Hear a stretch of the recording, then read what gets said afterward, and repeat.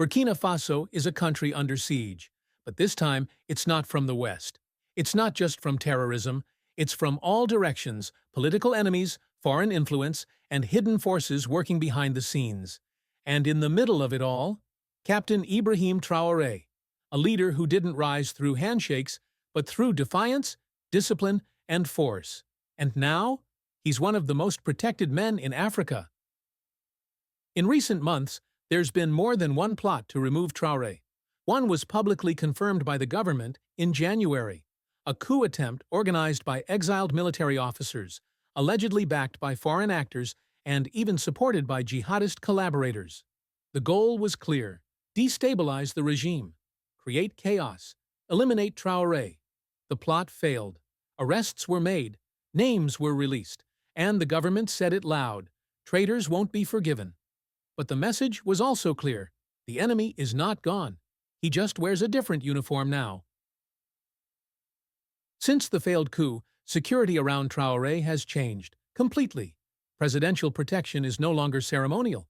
He no longer appears at casual events, no longer interacts freely with the press. He moves in coded convoys, wears tactical gloves at all times, and rarely speaks without a prepared message. His inner circle is smaller, tighter, controlled. And according to regional analysts, all major meetings are pre-cleared with trusted intelligence officers. Traoré no longer trusts the old system. And in Burkina Faso today, proximity to the captain means loyalty, not just rank. On the streets, a different kind of army is rising. They're not in polished boots. They're not trained by the elite. They are VDP. Volunteers for the Defense of the Homeland. Over 50,000 civilians have signed up to defend villages, roads, and key areas.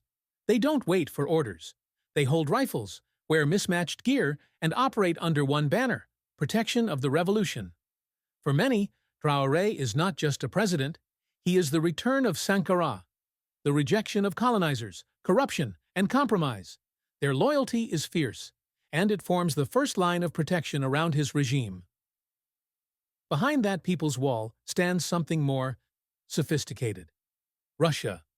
Since cutting ties with France and distancing from ECOWAS, Burkina Faso has become a partner of Moscow, not officially, but visibly.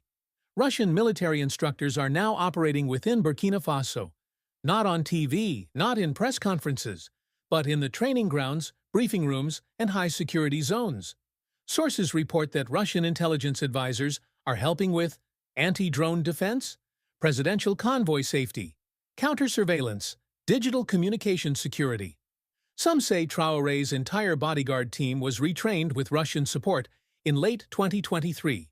Others believe he now follows the Putin model: controlled visibility, direct messaging, and zero tolerance for internal leaks. Traoré is not alone in this shift. Together with Mali and Niger, he helped form the Alliance of Sahel States, a regional bloc created after all three countries cut ties with France and ECOWAS.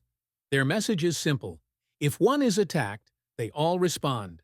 This alliance isn't just political, it's military, it's cultural, and it's strategic. The presidents of Mali and Niger, also military men who came to power by coup, have pledged direct military support to Traoré if needed. And with shared Russian support, the alliance now functions like a protective triangle in West Africa. But protection isn't perfect. Insurgents still control territory. Jihadist groups like JNIM and ISIS Sahel have adapted, now using commercial drones to bomb outposts and supply lines. Attacks happen weekly in the north and east. Civilians are caught in the crossfire. Roads are unsafe. Aid convoys are ambushed. And despite VDP efforts, massacres have occurred, sometimes by terrorists and sometimes by government-aligned forces. In the town of Solenzo, dozens of civilians were allegedly executed in a counter-terrorism operation. The footage shocked even loyal supporters. This is the danger of a decentralized war. When protection becomes chaotic, the line between defender and oppressor starts to blur. So, Traoré is protected by thousands of citizens with weapons, protected by elite army units, protected by a Russian-aligned intelligence structure, protected by the loyalty of Mali and Niger. But there's a price. Burkina Faso is isolated. Western aid is gone. Journalists are restricted. Human rights groups are raising alarms. The country is now on its own path, and every step forward is under pressure from both friends and enemies. The more protected Traoré becomes, the more exposed the nation might be. Ibrahim Traoré didn't rise to power with approval. He didn't win a vote. He won the fear and respect of his people, and the interest of new global players.